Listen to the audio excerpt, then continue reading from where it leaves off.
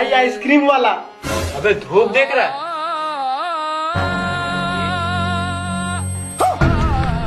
भाई आइसक्रीम लाने जाएगा? नहीं नहीं नहीं, मैं नहीं जाऊंगा। भाई तू जाएगा? ना ना ना, मैं नहीं जाऊंगा। 100 रुपए दूंगा। अरे मैं ही तो जाऊंगा। अबे पागल हो गए क्या? बाहर धूप देख रहा, मर जाएगा। अरे